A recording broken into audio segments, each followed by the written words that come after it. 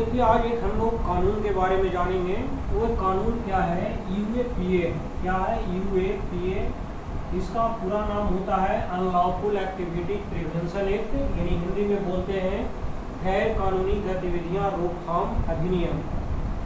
ये क्यों हम लोग आज पढ़ रहे हैं? एक तो ये जब आज न्यूज़पेपर खुले होंगे तो उसमें इसके बारे में चर्चा हो रखा है। द हिंदू में एडिटोरियल भी इस लॉ पर आया हुआ है, तो हम लोग को एग्जाम में इस लॉ के रिलेटेड हो ना हो एग्जाम में क्वेश्चन पूछ दे।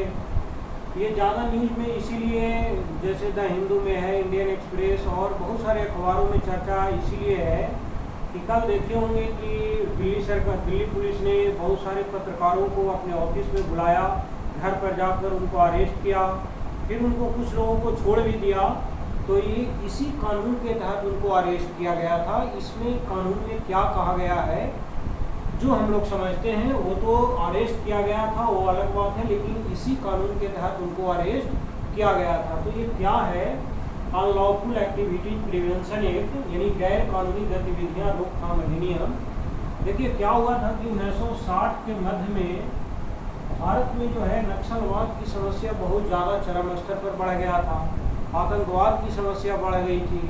तो सरकार को ये लगा कि इस तरह से जब समस्या बढ़ती जाएगी नक्सलवाद की या आतंकवाद की, तो भारत की अखंडता को एक साथ रखने में बहुत ज़्यादा समस्या होगी। तो उसके लिए सरकार ने 1967 में एक कानून लाया।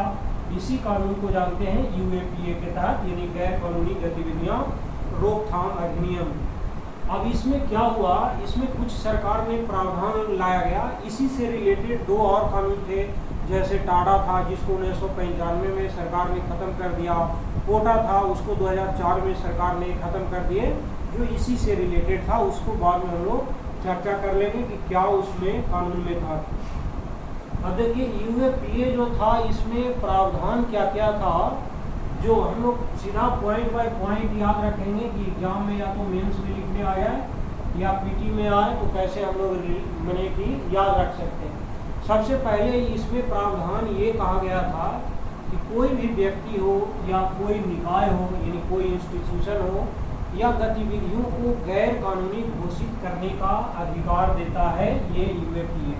ठीक है, पहला पॉइंट हम लोग क्या याद रखेंगे कि कोई भी व्यक्ति हो या निकाय हो या गैर कानूनी गतिविधियों गैर कानूनी घोषित करने का अधिकार इसी कानून के तहत दिया गया है। अब इसमें प्रावधान में क्या कहा गया है? यदि कोई देश में अलगाववाद की भावना से कोई ग्रसित है या कोई बढ़ावा दे रहा है तो उसको इसके द्वारा अरेस्ट किया जाएगा, या जब इसके द्वारा इस कानून के तहत आपको गिरफ्तारी किया जाएगा किसी व्यक्ति को, तो उसको 180 दिनों में आरोप पत्र दाखिल किया जाएगा, और कोर्ट से यदि ऑर्डर मिल गया तो उससे ज़्यादा भी आपको आरोप पत्र दाखिल कर सकता है।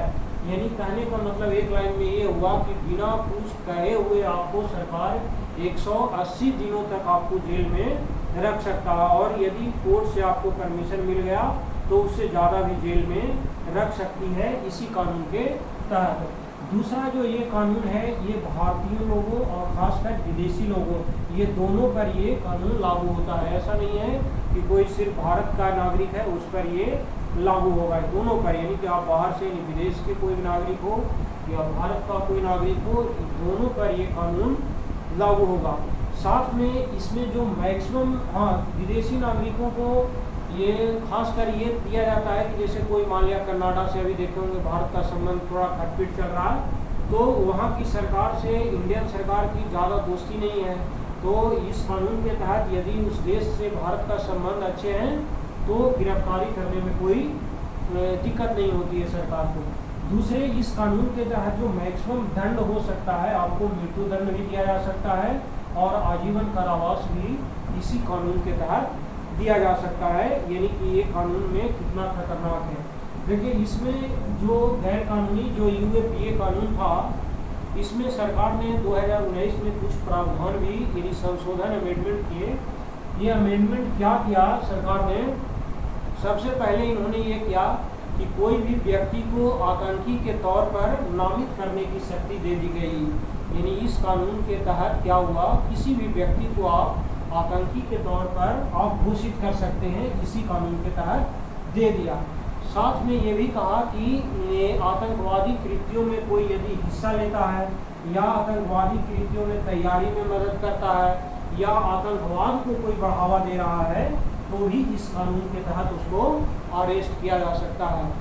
तो जब ये कानून बना, अच्छा इसको आरोप पत्र जो है NIA जो नेशनल इन्वेस्टिगेशन जो एजेंसी है उनके महानिदेशक को आरोपी संस्था हो या व्यक्ति हो उसकी संपत्ति जब्त करने का अधिकार भी इनको दे दिया गया इसी कानून के तहत। थोड़ा इसमें जब ये कानून में जब अमेंडमेंट किया गया था तो संसद भवन में, संसद के बाहर भी बहुत सारे मैंने इसकी आलोचना हुई, इसके लिए बहुत विरोध भी हो, सरकार को झेलना पड़ा।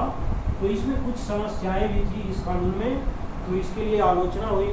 सबसे पहली ये समस्या थी कि व्यक्तिगत स्वतंत्रता प्रभावित हो, ऐसा न हो, यानी आर्टिकल 21 में लिखा भी है व्यक्तिगत स्वतंत्रता प्रभावित, ऐसा न हो कि किसी व्यक्ति ने सरकार के विरुद्ध कोई बात बोली हो या सरकार ने कोई ऐसा योजना लाया हो जिसके कारण जो कोई उसकी आलोचना किया हो या विरोध किया हो तो सरकार को यदि झेल नहीं पा रही है तो कहेगी चलो अरेस्ट करो।